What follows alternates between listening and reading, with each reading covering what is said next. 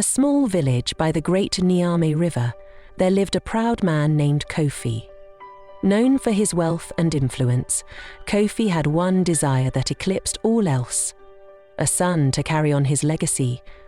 Though his wife, Ama, bore him 3 daughters, Aba, Essie, and Akua, Kofi considered them insignificant, often saying, "A tree without a strong trunk will not stand.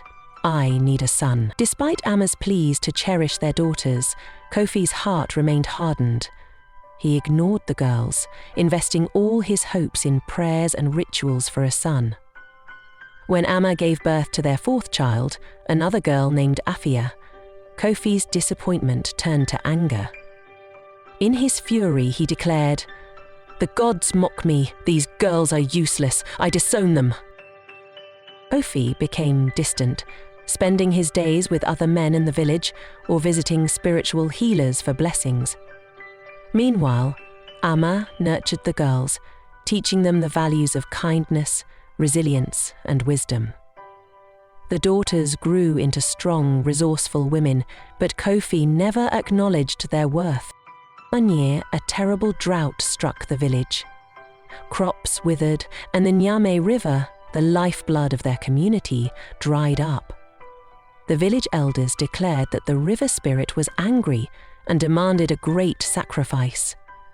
They sought a volunteer to journey to the river's sacred cave and seek forgiveness. None of the men dared to go. The journey was perilous, and the river spirit was known to be merciless. However, Kofi, desperate to regain his lost fortunes, volunteered. But not out of courage. He believed the river spirit would pity him for his misfortune of having only daughters. The listeners stood in silence. A high crescent glistened in the sunlight. With offerings in hand, Kofi set off for the sacred cave. As he entered, a booming voice echoed, "Kofi, why do you disturb my waters?" The river spirit, a majestic figure with a flowing gown of water and hair like river reeds, stood before him. "Tetila omo sela, om saimo." "I have come to plead for rain," Kofi said. "My village suffers and my family is in ruin." The spirit's eyes narrowed. "Your family suffers because you reject the gifts I have already given. Your daughters are worth more than gold, yet you cast them aside for what you do not have. This is your curse."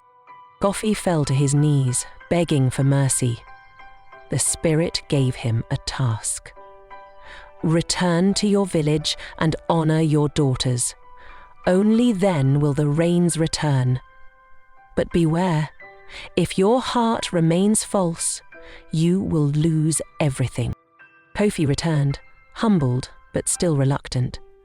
He began to include his daughters in his work, teaching them how to manage the farm and household. To his surprise, they excelled. Aba used her knowledge to create irrigation channels, Essie started a trade network, and Akua healed the sick with remedies she learned from Ama. Even little Afia brought laughter and hope to the family. As Kofi watched his daughters thrive, his heart softened. He realized the truth in the river spirit's words. His daughters were not a burden, but a blessing. When he finally embraced them as his true legacy, the heavens opened and rain poured over the village. From that day, Kofi became a devoted father, proudly telling anyone who would listen about his remarkable daughters. He lived the rest of his life in peace, though he never forgot the lesson of the river spirit. True wealth lies not in what you desire, but in what you already have.